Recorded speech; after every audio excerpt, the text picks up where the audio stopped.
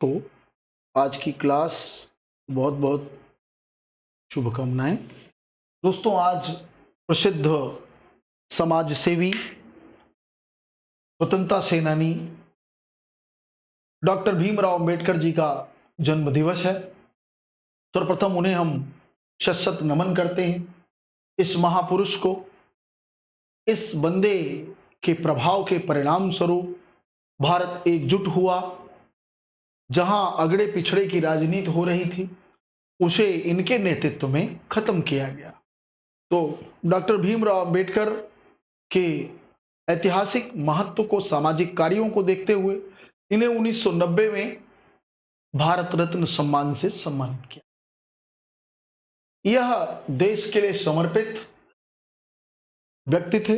बीच में थोड़ा सा अंग्रेजों की फूट डालो और राज करो की नीति का शिकार हुए, डिवाइड एंड रूल पॉलिसी का, और पृथक निर्वाचन मंडल की मांग कर बैठे कैमुनल अवार्ड के रूप में, सांप्रदायिक पंचाट के रूप में, जो उस समय के ब्रिटिश प्रधानमंत्री रमजे मैकडोनाल्ड का पूरी तरीके से यह फार्मूला था, जो भारत को एक और विभाजनकारी तत्व में डालना था। जैसे उन्होंने मार्ले मिंटो सुधार के तहत हिंदू मुस्लिम को भिड़ाया, वैसे ही वह अपनी राजनीतिक रोटी सेकने के लिए अगड़े और पिछड़े में भिड़ाना चाहते थे, जिसकी गंभीरता को गांधी जी ने समझा और आमरण अनशन कर दिए पूना की अरवदा जेल में। अंततः बी.आर. अंबेडकर साहब को समझाया गया कि भाई, यह मांग देश के लिए विभाजनकारी होगी, इसलिए आप इसे वापस लीजिए। और अंततः गांधी अंबेडकर में पूना पैक्ट हुआ और इसे वापस ले लिया गया। इस महानायक को सत सत नमन है, जिसने परिस्थितियों को समझा। नो डाउट बाद में हिंदू धर्म से मोह इनका सनातन से भंग हुआ, क्योंकि थोड़े उसमें अछूत परंपरा की बात चल रही थी। तो ये हिंदू धर्म की एक शाखा के रूप में उभरे हुए सुधारवादी स्वरूप बौद्ध धर्म के प्रति इनका काफी लगाव हुआ और इन्होंने बौद्ध धर्म स्वीकार कर लिया। आप में से कितने लोग ऐसे हैं जो बता सकते हैं कि इन्होंने बौद्ध धर्म किस बौद्ध गुरु से दीक्षा ली थी? बौद्ध धर्म कितने ऐसे लोग कि ये बता सकते हैं कि बी.आर. अंबेडकर साहब बौद्ध धर्म की दीक्षा किस बौद्ध गुरु से ली थी? सभी लोग बताएंगे। कृष्णा, राजू, कृष्ण मोहन, सपना, सभी का स्वागत है। आवाज आ रही ना भाई? हेलो हेलो, आवाज आ रही सभी को कि नहीं? Comments please. आवाज आ रही बेटा? हेलो।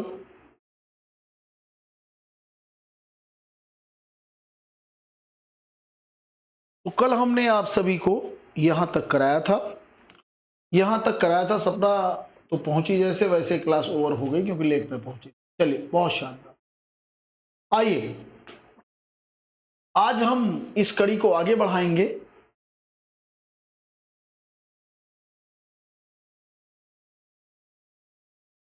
इसे कराए थे बेटा? कौन थे? अस्थविर थे या थेरवादी? शाबाश, सभी लोग बताएंगे।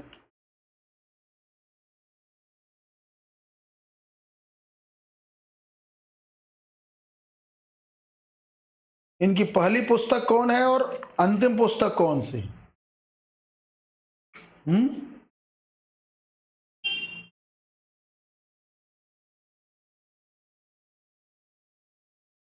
प्रज्ञानंद से? गलत है बेटा, प्रज्ञानंद से नहीं, गलत। भदंत चंद्रमणि महाअस्थविर। भदंत भदंत चंद्रमणि महाअस्थविर, ठीक है। ये थे, इनसे डॉक्टर भीमराव अंबेडकर जी ने, अंबेडकर जी ने बौद्ध दीक्षा ली थी। बौद्ध दीक्षा ली थी भदंत चंद्रमणि महाअस्थविर द्वारा। ठीक बेटा?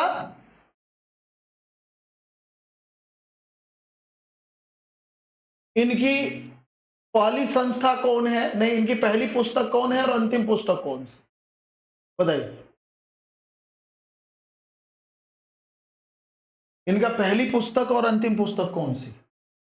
अंबेडकर जी की अगर बात करूं तो प्रथम पुस्तक या प्रथम जो प्रबंध था, जाति भेद था, जाति भेद और अंतिम बुद्ध एवं कार्ल मार्क्स, कार्ल मार्क्स। अंतिम इनकी किताब बुद्ध एवं कार्ल मार्क्स थी और पहली वाली जाति भेद थी। ऐसे ही पहली संस्था कौन सी थी, अंतिम संस्था कौन सी थी, इस प्रकार के भी प्रश्नों का निर्माण होता है। ठीक है बेटा, तो चलिए, उम्मीद है कि यहां तक आप सभी पहुंच गए, सब सीख लिए होंगे, यहां तक कोई दिक्कत नहीं है आपको। देखिए कितने लापरवाह लोग हैं। कल कंफर्म थी कि 8 बजे के बाद क्लास चलेगी, लेकिन सभी लोग लापरवाही से भरे हैं। और ये बताया ही था कि दारुल बका नामक मदरसा शाहजहां द्वारा स्थापित कराया। चलिए नेक्स्ट जरा प्रश्न देखिए भैया, अगला प्रश्न, शाहजहां के शासनकाल में निम्नलिखित में से किसे मलिक उश शोरा या राज कवि की उपाधि दी गई थी? और मलिक उश शोरा कि अकबर ने किसको उपाधि दी थी? अकबर के समय में किसे दी गई थी, किसे दी गई थी, और शाहजहां के समय में किसे दी गई थी? कलीम, काशी, कुद्दशी, मुनीर। बताइए, मलिक उश शोरा की उपाधि किसको दी गई थी? सभी बच्चे बताएंगे, मलिक उश शोरा की उपाधि किसे दी गई थी? कौन बताएगा? सभी बच्चे, सभी लोग।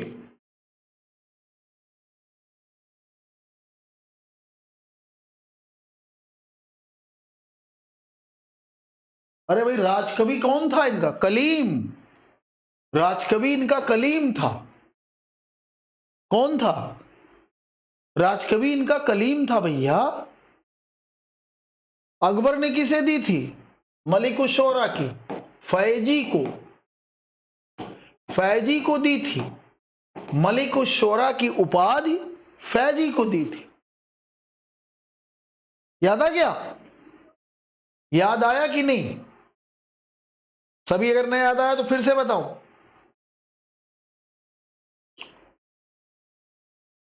नहीं याद आया फिर से बताऊं? बताइए जल्दी से। रिवीजन आप लोग करेंगे नहीं तो यही समस्या है। आइए, 1859 में सोम प्रकाश साप्ताहिक पत्र को किसने शुरू किया था? राधा कामदेव, ईश्वरचंद विद्यासागर, हरिश्चंद्र मुखर्जी या राम मोहन राय? सोम प्रकाश का प्रकाशन किसने किया था?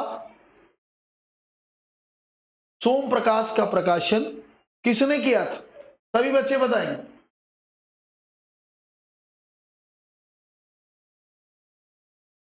चलिए दोस्त,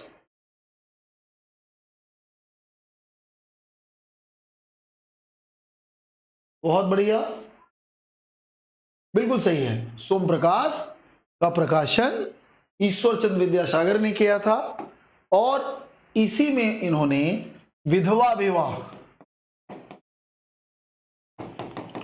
विधवा विवाह को प्रोत्साहन दिया था। विधवा विवाह को प्रोत्साहन दिया था, है ना बेटा? आई बात समझ में? सोम प्रकाश पर वर्नाकुलर प्रेस एक्ट लगा था कि नहीं? तो बताए, वर्नाकुलर प्रेस एक्ट लगा था कि नहीं? प्रेस एक्ट का प्रभाव पड़ा, पड़ा कि नहीं? वर्नाकुलर प्रेस एक्ट द्वारा इसी पर बैन लगा सबसे पहले। सहचर, सोम प्रकाश, इन सबको रोक दिया गया। किसने रातों रात अपनी भाषा बदल ली थी, अंग्रेजी बना ली थी? किसने रातों रात अपनी भाषा बदल ली थी? याद आ रहा कहानी? सब पढ़े हो, बस रिवीजन नहीं करते हो तुम लोग। हथकड़ी पर, सहचर पर, सोम प्रकाश पर, सब पर इसका असर पड़ा था। और अमृत बाजार पत्रिका, अमृत बाजार पत्रिका ऐसा समाचार पत्र था जिसने अपनी रातों रात भाषा बंगाली से बदलकर क्या कर ली थी, अंग्रेजी। याद आ रहा, अमृत बाजार पत्रिका। चलिए नेक्स्ट जरा देखिए,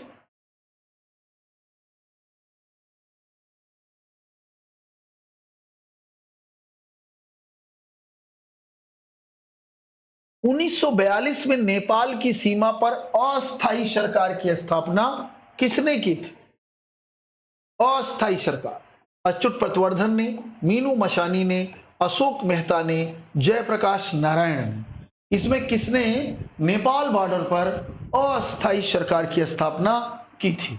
अस्थायी सरकार आप अच्छी तरीके जानते हैं बेटा क्या होती है। अस्थायी सरकार किसे कहते हैं?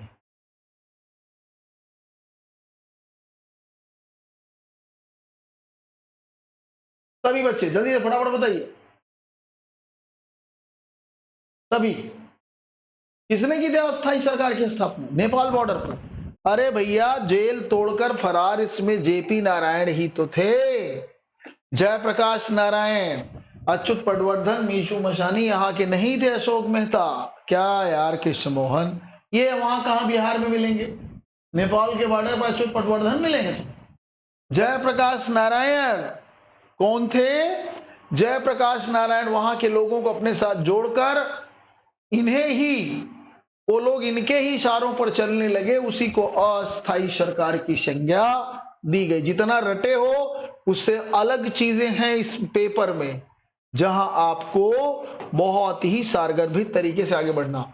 निम्नलिखित इतिहासकारों में से किसने इन शब्दों में 1947 के बाद के भारतीय राज्य के स्वरूप पर टिप्पणी की? नई व्यवस्था में फिर भी पुरानी औपनिवेशिक शासन शैली के तत्व मौजूद ही रहे। मतलब किसने कमेंट किया कि देश आजाद तो हो गया, नई व्यवस्था आई, लेकिन वही पुरानी औपनिवेशिक शासन व्यवस्था उस पर आधारित थी, वही ब्रिटिश प्रणाली पर ही पूरा सिस्टम चल रहा था। अभी भी आप देखते हैं कि भारत के विभिन्न क्षेत्रों में गुलामी की जो जंजीरें हैं वो स्पष्ट दिखाई देती हैं, चाहे सड़कों के नाम, मोहल्लों के नाम कई मुगल शासकों के नाम पर हैं, कई अंग्रेजी प्रशासकों के नाम पर हैं, कई तुर्क शासकों के नाम पर हैं, मुस्लिम शासकों के नाम पर, सब ये गुलामी के प्रतीक हैं और इन्होंने अपनी यहाँ पर स्थिति को स्पष्ट करने का प्रयास किया। आइए अब आइए जरा इस प्रश्न में किसने कहा कि पुरानी व्यवस्था ही चल रही है? जॉन गैलाघर एवं अनिल सील, पर्सिवल स्पीवर एवं रोमेला थापर, बारबरा एवं टी.आर. मेटकॉफ, जूडिस ब्राउन और सी.ए. बेली। इसका स्टेटमेंट किसने कहा है? सभी बच्चे किसने कहा? ऑल ऑफ यू बताइए बेटा, ये किसका स्टेटमेंट बता सकता है कोई? चलिए मैं बताता हूं, बारबरा एवं टी.आर. मेटकॉफ। आपके लिए नया प्रश्न है इसलिए इसको आप नोट करके तैयार करेंगे, नोट करके आप तैयार करेंगे इसे। नेक्स्ट, निम्नलिखित में से किस देश में एशियाई अफ्रीकी राष्ट्रों का प्रथम सम्मेलन हुआ था? Thailand, Singapore, Indonesia, Myanmar. तो बहुत सरल प्रश्न है, तो बहुत ही सरल प्रश्न है, तो कोई भी बता सकता है। सभी बच्चे बताइए जल्दी जल्दी, सभी बच्चे सारे, किस देश में एशियाई अफ्रीकी राष्ट्रों का सम्मेलन हुआ था? तो बहुत ही सरल प्रश्न है, इंडोनेशिया। इंडोनेशिया का एक शहर था बेटा बांडुंग, बांडुंग सम्मेलन कहते हैं इसको, जो 55 में हुआ था ना, 1955 में अफ्रो एशियाई देशों का बांडुंग में यह सम्मेलन आयोजित हुआ था। चलिए आगे बढ़िए, अगला जरा प्रश्न आपको देखना है। अदल नामक सिक्के का वजन कितना था? अदल 10 ग्रेन, 15 ग्रेन, 8 ग्रेन, 12 ग्रेन। अदली सिक्का, अदली सिक्का का वजन कितना था? कौन बता सकता? अदली सिक्का, सभी बच्चे बताएं फटाफट, अदली सिक्के का वजन कितना था? जितने भी लोग देख रहे हैं सभी बताएं फटाफट। देखिए जो अदली सिक्का है बेटा, इसका जो वजन है 8 ग्रेन, छोटा था इसलिए 8 ग्रेन का। नेक्स्ट जरा देखिएगा अगला प्रश्न,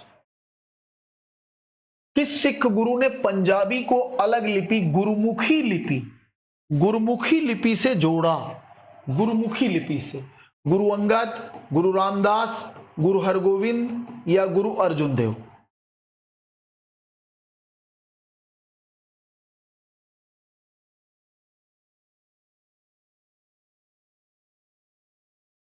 बताइए, अदली 12 ग्रेन या 8 ग्रेन? डाउट हो गया क्या मुझे? चलो अब देख के बता देंगे, है ना बेटा। अगर डाउट होगा, तुम लोगों ने 12 कह दिया, मुझे लग रहा मैंने भी कहीं पढ़ा है क्या, लेकिन मुझे लग रहा सबसे छोटा सिक्का है ये, 8 ग्रेन ही इसका उत्तर होना चाहिए। चलिए डाउट रखिएगा इस प्रश्न को। चलिए हम अभी आपके लिए डाउट कर देते हैं सारे बच्चे, थोड़ी मुझे डाउट हो गया है। चलिए मुझे डाउट हो गया है इसका वेट, ठीक है। हमने पढ़ा है शायद सबसे छोटा यही है, लेकिन ये भी कहीं पढ़ा है, किसका पढ़ा याद नहीं आ रहा, तो इसे डाउट रखिए, हम क्लियर कर देंगे नेक्स्ट क्लास में क्लियर कर देंगे। बाकी रही बात, गुरुमुखी लिपि गुरु अंगद जी की देन है। किसकी देन है? गुरु अंगद जी, है ना। गुरु अंगद जी ने गुरुमुखी लिपि का जो है प्रचलन प्रारंभ किया था। और आगे आइए बेटा, अगला प्रश्न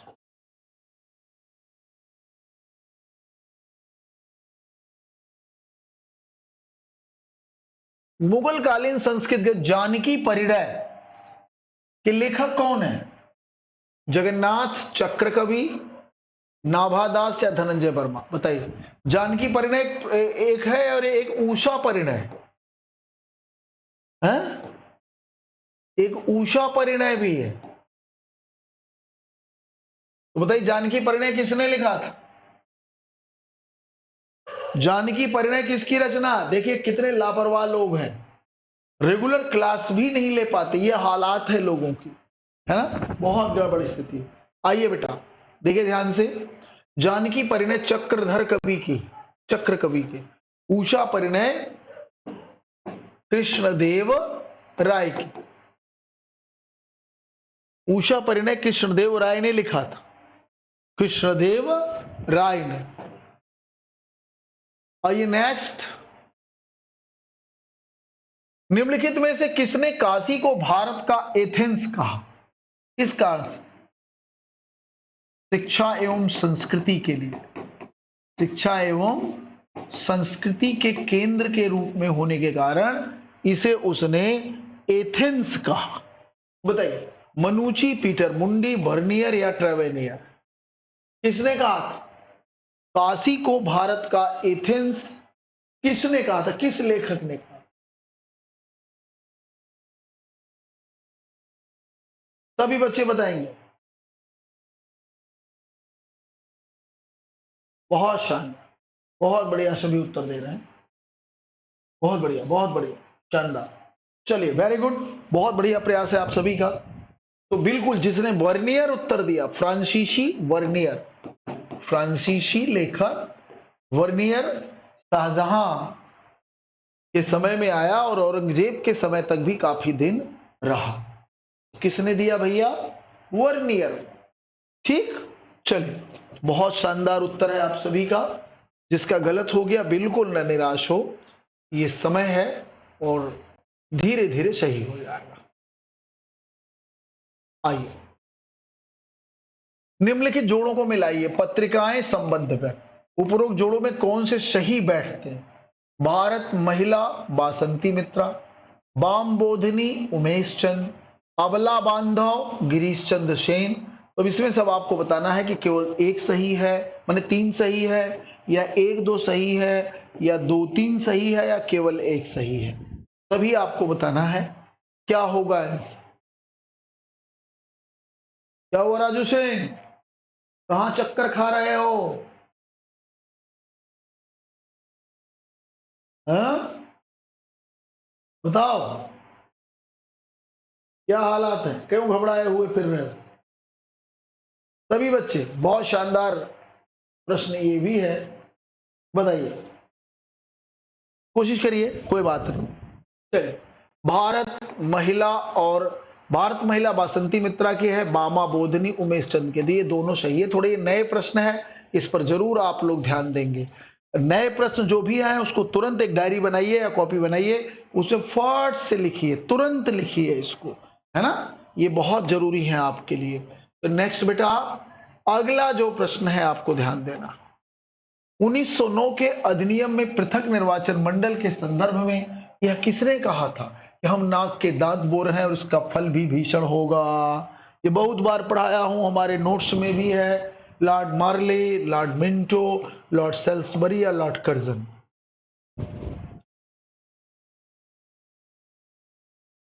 बताइए, सभी बताइए फटाफट,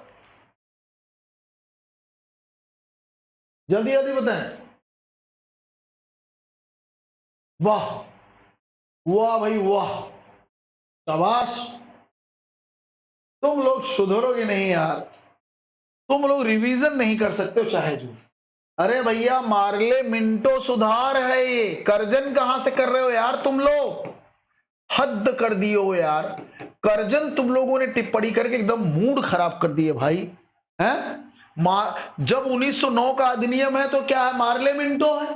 कर्जन कहां से तुम लोग आंसर दे रहे हो यार? इसके अलावा कोई देते तो मेरा दिमाग कुछ मानने को तैयार था कि चलो कंफ्यूज है, तुम लोग कर्जन दे रहे हो 1909 के अधिनियम के बारे में, कर्जन बोलेगा। भारत सचिव मार्ले ने भारत सचिव मार्ले ने मिंटो को पत्र लिखा था, तो मार्ले ने यह स्टेटमेंट कहा था कि हम नाक के दांत बो रहे हैं। क्या था ये? पृथक निर्वाचन मंडल की व्यवस्था मुस्लिम समाज के लिए दी गई, तो ये मार्ले इसका विरोध कर रहा था, कह रहा था कि यह व्यवस्था बड़ी जहरीली होगी और विभाजनकारी हो सकती है, और इसका कथन बिल्कुल सही है। मार्ले ने, भारत सचिव था उस समय, इसने मिंटो ने डिमांड की थी कि ऐसा कर दिया जाए डिवाइड एंड रूल पॉलिसी के तहत, लेकिन भारत सचिव ने कहा कि बड़ा खतरनाक है, माने एक तो जहरीला नाग है और उसको हम दांत भी लगा दे तो कितना कट्टर हो जाएगा। यही मुस्लिम समाज के साथ हुआ और पृथक निर्वाचन मंडल की व्यवस्था के कारण देश का विभाजन हुआ, देश का विभाजन हुआ। ठीक बच्चों, तो आप लोग बहुत गलत काम कर रहे हैं और तैयारी आप जीआईसी प्रवक्ता की कर रहे हैं, पीजीटी की कर रहे हैं। हम समझ नहीं पा रहे कौन सी तैयारी चल रही है, कहां बिजी हैं आप लोग। चलिए, श्री जी ने तो सीधा लिख दिया था कि सर गेहूं कटाई में व्यस्त है, और आप लोग क्या कर रहे हैं? उन्हें ऐसा बाउंसर ना मारो यार। बंगाल विभाजन 1905 से संबंधित उपन्यास the home and the world किसकी रचना? विपिन चंद्र पाल की, रविन्द्रनाथ टैगोर की, लाला लाजपत राय की, रास बिहारी बोस की। The home and the world किसकी रचना है? बंगाल विभाजन से रिलेशन पर यह चीज लिखी गई, ये किताब बहुत बेहतरीन है। देखिए, कल के भी सारे स्टूडेंट आज उपस्थित नहीं हुए और पढ़ने के लोग लिखे, अरे सर क्लास नहीं चल रही। ये हालात बहुत ही दुखद है बच्चों, बहुत हालत खराब है, और ये स्थिति विनाशकारी होती है, विनाशकारी। आइए, आप लोगों का जो रिवीजन नहीं चल रहा, बताइए। वाह भाई वाह, किसी को नहीं पता, क्या बात।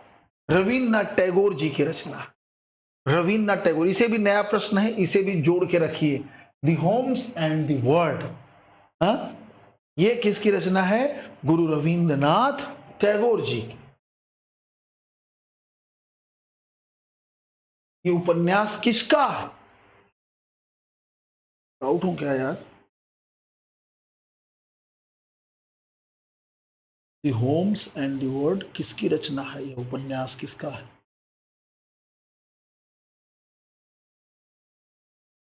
बहुत सही, बिल्कुल मैं सही हूं, रविन्द्रनाथ टैगोर ही है यार, मैंने पढ़ा था ना, दी होम्स एंड दी वर्ल्ड। इसको हिंदी में भी इसका नाम मिलता,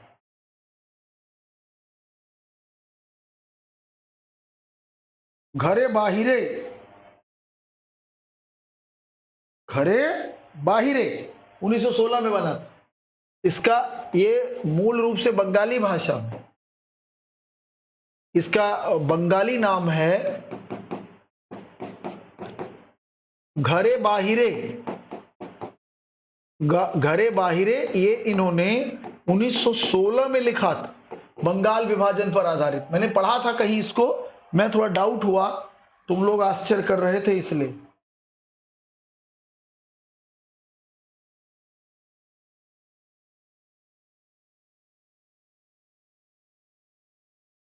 ठीक है बच्चों, ऐसे प्रश्न आपको एक्टिव कर देंगे बेटा, आपको जगा देंगे जो सो गए हो, मौसम ठंडा पाके।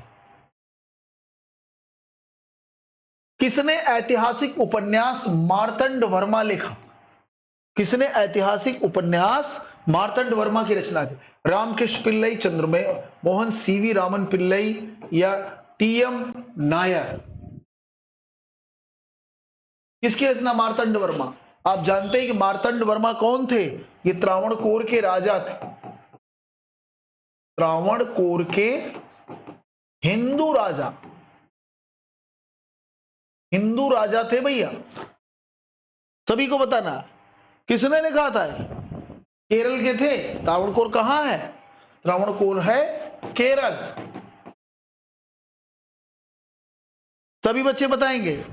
बिल्कुल सही है, सीवी रामन पिल्लई। क्या नाम है? सीवी रामन पिल्लई।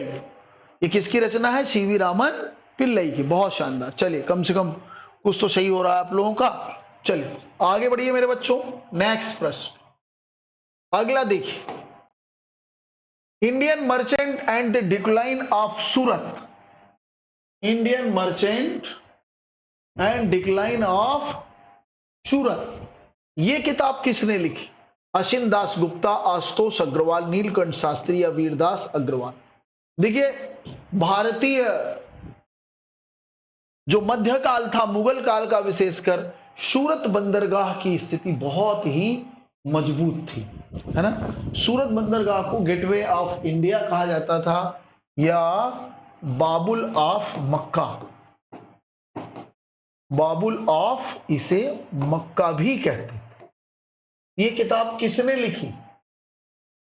सभी बताएं, ये किताब किसकी रचना है? नीलकंठ शास्त्री की? ये कहां पढ़ लिया तुमको? नीलकंठ शास्त्री दक्षिण भारतीय इतिहासकार हैं यार, साउथ इंडिया पर। ये अशिन दास गुप्ता की किताब है। किसकी किताब है? अशिन दास गुप्ता की। नई किताब है, अशिन दास गुप्ता की। और आगे आइए, अगला प्रश्न,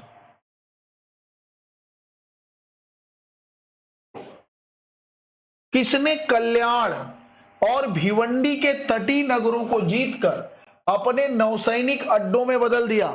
कौन था वो? किसने कल्याण और भिवंडी के तटीय नगरों को जीतकर उसे अपना नौसैनिक अड्डा बना लिया? कौन था? सभी बच्चे, कितने लोग बताएंगे नौसैनिक अड्डा बनाया किसने? सारे बच्चे बताओ। बहुत बढ़िया, बहुत बढ़िया प्रश्न है, लेकिन हमें नहीं लगता कि आप लोग यहां तक सोच भी पाएंगे।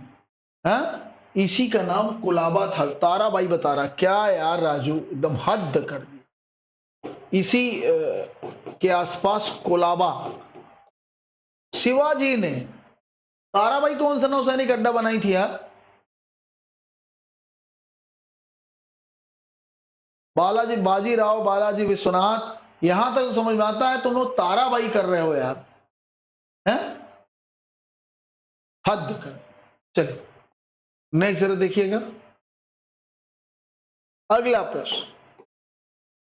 नया प्रश्न ही जीवन आपका संवारेगा। नया प्रश्न, भूल जा रहे हैं, भूल जा रहे, जो पढ़ोगे नहीं तो क्या होगा? अलाउद्दीन खिलजी के समय एक मन जिसे कहते हो, कितने शेर के बराबर था? 28 शेर, 40 शेर, 20 शेर और 50 शेर। एक मन तो वैसे आज 40 शेर के बराबर होता।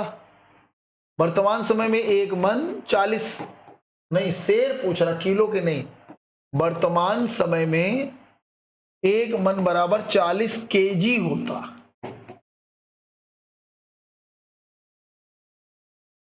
शेर लगभग 2.5 किलो को संभवतः कहते हैं, 1.5 किलो के, यार मुझे भी नहीं याद आ रहा है ना, याद नहीं आ रहा, लेकिन था 28 शेर। कितना शेर? 28 शेर। 28 शेर शायद 1.25 किलो या 1.5 किलो को कहते, तो मैं भी कंफ्यूजन में हूं, कितने किलो कहते थे? संभवतः 40 किलोग्राम होता है 1 मन में वर्तमान समय में। शेर थोड़ी, शेर ज्यादा होता है किलो से। आइए, मोदक निम्न में से किससे संबंधित? मादक पदार्थों से, गुड़ बनाने से, कपड़ा रंगाई से, चमड़े के सामान बनाने। बताइए, मोदक। सभी बच्चे मोदक बताइए क्या था? मोदक है क्या होता? मोदक कभी पढ़ा ही नहीं होगा। चलिए, मोदक यार गणेश जी को चढ़ता है, लड्डू बनता है इसका। मोदक गणेश जी को प्रिय है, गणेश जी को प्रिय है, और इससे लड्डू बनता। तो स्पेशली यह भी गुड़ बनाने से, मिठास से, गुड़ का लड्डू। और ये फारसी भाषा में, यह फारसी भाषा में, हाँ फारसी भाषा में है। मोदक गुड़ से बनता था, मिठास के लिए। आइए, कुछ तो सरल मिला आपको, एक आध प्रश्न और। पुस्तक मज्म उल बहरीन के लेखक कौन है? मोहम्मद मासूम, दारा शिको, मोहम्मद खान, औरंगजेब। हाँ, इस पुस्तक का लेखक कौन है?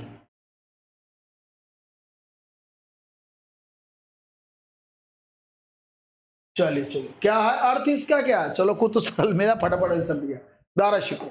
इस पुस्तक का अर्थ क्या है? अर्थ बताइए। दो समुद्रों का, दो समुद्रों का मिलन। और ये दो समुद्र कौन से हैं? हिंदू एवं इस्लाम। क्योंकि ये उदारवादी था, इसका प्रयास होता था कि हिंदुओं मुसलमानों को एक साथ जोड़ा जाए। दो समुद्रों का मिलन।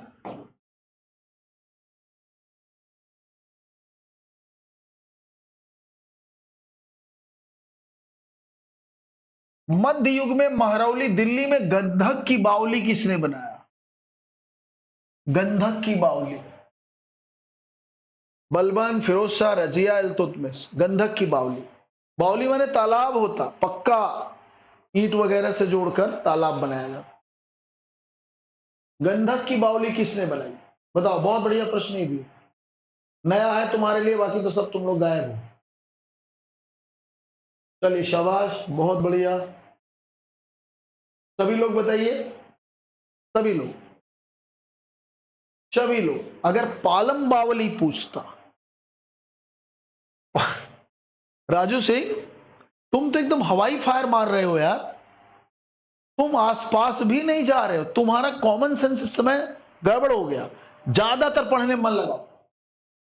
देखिए, अगर पालम बावली पूछता, पालम बावली ये बलबन का, लेकिन गंधक बावली ये इल्तुतमिश का, इल्तुतमिश ने बनाया था गंधक बावली। हौजे खास टाइप का, कोई यहां पहुंच भी नहीं पाया।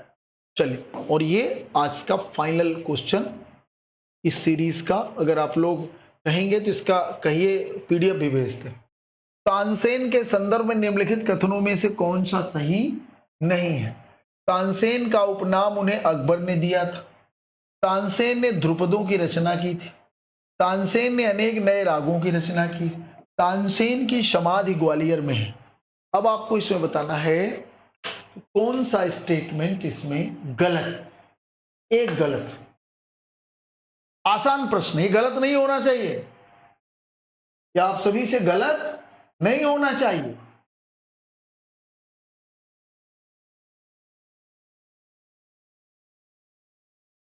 सभी बच्चे बताएं क्या होगा आंसर? गलत नहीं होना चाहिए।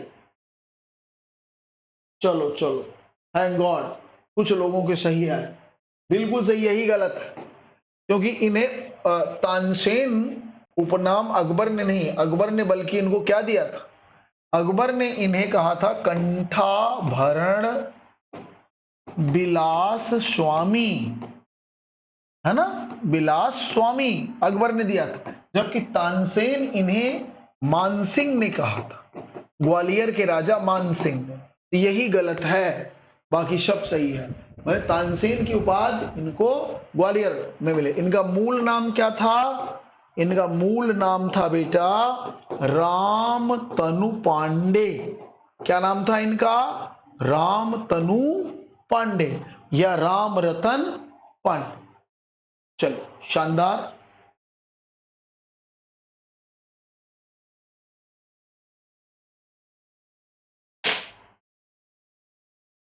भैया है तो इतिहास का है कि इतिहास से बाहर का प्रश्न है? कुछ नए प्रश्न मिलने चाहिए जिससे जिज्ञासा बढ़ेगी, आगे पीछे पढ़ने की हैबिट डालो, है ना।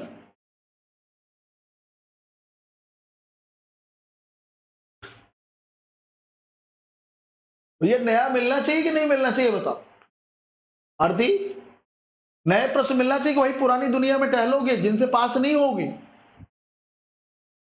पुरानी दुनिया में टहलने से पास नहीं होगे। अब हमने जितने पृष्ठभूमि पर प्रश्न बनाए जो नया लग रहा, इस सभी को गूगल पर एआई से पूरा सर्च करके डायरी बना के लिखो, जितने नए उसके आगे पीछे जितनी चीजें मिले उसे भी नोट करो। नया फैक्ट मिलने का मतलब आपको जग जाना चाहिए, अरे भाई ये मुझे नहीं आता, इसका मतलब आप उसके लिए सक्रिय होइए, खोजिए, एक्टिव होइए। आप लोगों ने ऐसे भी प्रश्न गलत किए जो सरल है।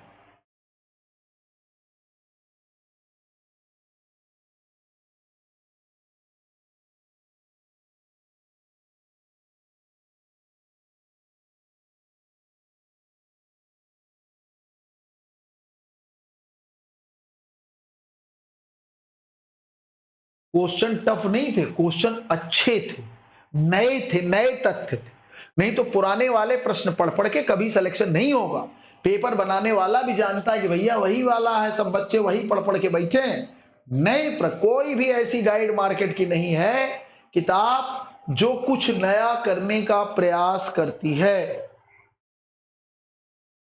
तो इन्हें खोजिए आप लोग, इन्हें पूरा जितना मैंने इसमें ऑलमोस्ट आपके जो 70 क्वेश्चन हैं, 3 वीडियो मैंने कराया, इसे आपको क्या करना, इसके जो भी प्रश्न आपके लिए नए हैं पूरा उसका डिटेल पढ़िए आप और कॉपी में नोट करिए। और डिटेल का मतलब सिर्फ एक प्रश्न का उत्तर मत खोजिए, बल्कि उस प्रश्न के आगे पीछे क्या डेटा है, क्या कहानी है, उसे भी पढ़िए। क्योंकि हो सकता है अगली बार ये डायरेक्ट ना पूछा जाए, उसके ऊपर नीचे पूछ ले। ये मत सोच लो कि सेम टू सेम क्वेश्चन आ जाएगा, है ना। ये दिमाग से आपको निकाल देना है,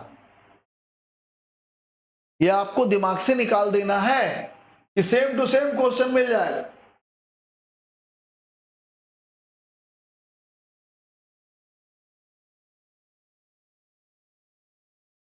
सभी बच्चे, ठीक दोस्तों। और बाकी पहले अब आप लोग रिवीजन करिए कायदे से, पहले पूरी पीडीएफ रिवीजन करिए। बाकी तो हमें जो कराना है हम कराते ही रहेंगे। पहले आप सभी पूरी की पूरी पीडीएफ को एक बार रिवाइज करिए पर डे, समय ज्यादा खर्च करिए अपने ऊपर, नहीं सिलेक्शन नहीं होगा बेटा, एलटी ग्रेड जैसा हालात होगा, सफल नहीं हो पाओगे। क्योंकि अब बहुत ज्यादा रचनात्मकता आ रही है, प्रश्न टफ किए जाएंगे और टफ प्रश्न आने चाहिए। आपको ईश्वर से लगातार मनाना चाहिए भैया खूब टफ प्रश्न आए। जितना टफ प्रश्न आएगा पढ़ने वाला उसमें चयनित होता है, गधे से बाहर हो जाए।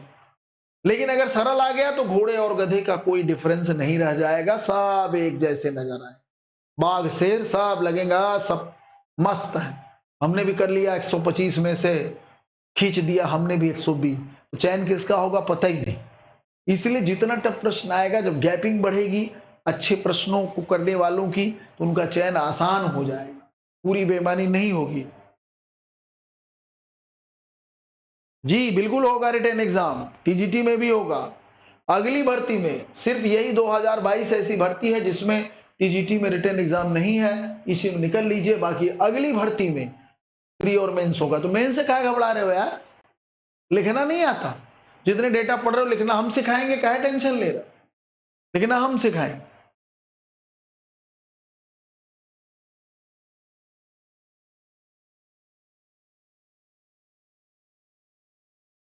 ठीक, चलिए बहुत बहुत धन्यवाद, थैंक यू। बिल्कुल यहीं तक ही है, चलिए थैंक यू, बहुत बहुत धन्यवाद।